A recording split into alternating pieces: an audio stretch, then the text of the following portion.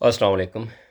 पाकिस्तान में इस वक्त इलेक्शन का वक्त बच चुका है और तकरीबन पाकिस्तान तहरीक इंसाफ के अलावा सारी पार्टियां किसी न किसी तरीके से जलसे जुलूस कर रही हैं, गठजोड़ कर रही हैं और आने वाले इलेक्शन की एक तरह से भरपूर तैयारी भी कर रही हैं, सिवाय पाकिस्तान तहरीक इंसाफ के, क्योंकि उसको वो मौका ही नहीं दिया जा रहा।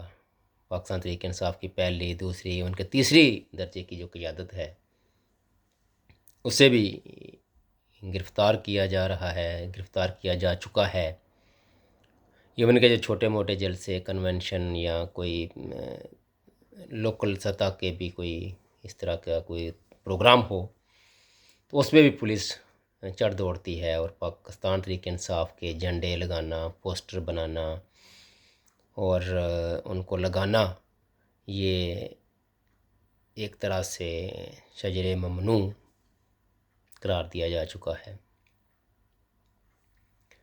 पाकिस्तान की इस्टेब्लिशमेंट हर दौर में अपनी पसंद के सियासतदान लाती रही है और अब भी वो एक हद तक फ़ैसला तो कर चुके हैं, लेकिन मेरा नहीं ख्याल कि इस दफ़ा वो अपने इस मंसूबे में कामयाब होंगे, क्योंकि ये 70 की दाई नहीं और ना ही ये 70 वाली जनरेशन है। इनको सोचना पड़ेगा कि पाकिस्तान को हम किस सत्ता तक, गहराई की तरफ लेके जा रहे हैं। हज़रत अली रज़ी अल्लाह ताला अन्हो से एक कौल मंसूब करते हैं कि माशरा कुफ्र पे तो कायम रह सकता है मगर जुल्म पे नहीं। इसका मतलब कि इंसाफ का बोलबाला होना चाहिए। जहाँ इंसाफ होगा वो माशरा कायम रहेगा, दायम रहेगा, वहाँ के अवाम खुशहाल होंगे। इसी तरह एक कौल चर्चिल से मंसूब करते हैं कि वो सोवियत यूनियन उस वक़्त था, उस पर हमला करने की कोई प्लानिंग कर रहे थे, तो उसके जो साथी थे उन्होंने मना किया कि इसको डिले कर दो, बाद में देखा जाएगा। या ये नुकसानदेह साबित हो सकता है यूके की अपनी साख के लिए। तो उसका एक ये जुमला बड़ा मशहूर हुआ है कि क्या यूके की अदालतों में इंसाफ हो रहा है। अब इंसाफ की अहमियत इतनी है। इस तरह अल्लाह ताला कुरान में भी कहता है कि अल्लाह उन लोगों को पसंद करता है जो इंसाफ करते हैं।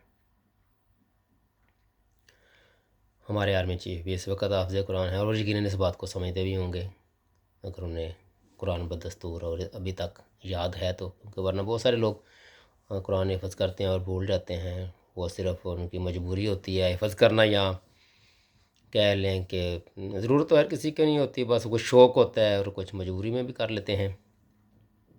वरना ये बदकिस्मत किताब दुनिया में सबसे ज़्यादा पढ़ी जाने वाली और सबसे कम समझी जाने वाली किताब है। बहरहाल इंसाफ की तरफ आते हैं। इंसाफ का होना किसी मुआशरे की कह लें कि रूह है। अगर वो रियासत, वो एक जगराफियाई जो ढांचा हिस्सा होता है, वो जिस्म कह लें, तो उस जिस्म की जो रूह है वो इंसाफ है।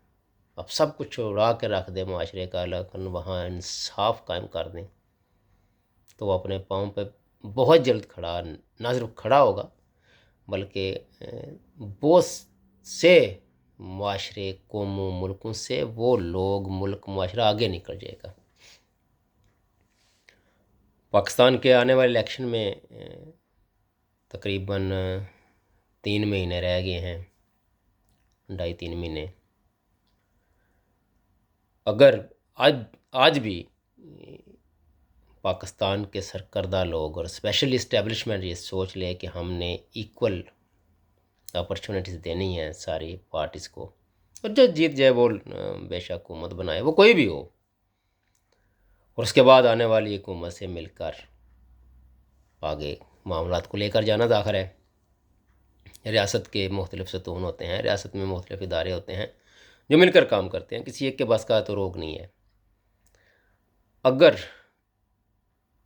اب بھی اپنی ذاتی انا اور پسند کو مد نظر رکھتے ہوئے پاکستان کے جمہوری سسٹم کو خراب کرنے کی کوشش ہو تو چکی ہے، لیکن اس کو اسی کوشش میں لگے رہے تو شاید یہ جو اب بگاڑ پیدا ہوا ہے، جو 5-10 سال کی کام لمٹ ہے، مدت ہے، اس میں پورا کیا جا سکتا ہے۔ لیکن اگر اپنے یہ رویے اسی طرح رکھے تو ناقابل تلافی نقصان پہنچا کے جائیں گے پاکستان کو، اور اس میں سب سے جو زیادہ نقصان ہوگا وہ بدقسمتی سے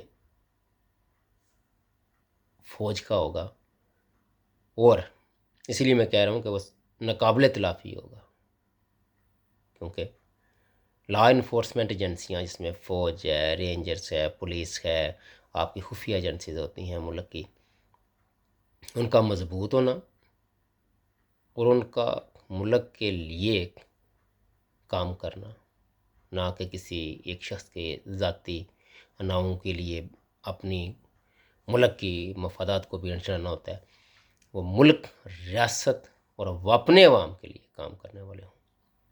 لیکن جب ان کو آپ پرسنلی اپنے مفاد کے لیے استعمال کریں گے تو وہ نقصان ناقابل تلافی نقصان ہوتا ہے۔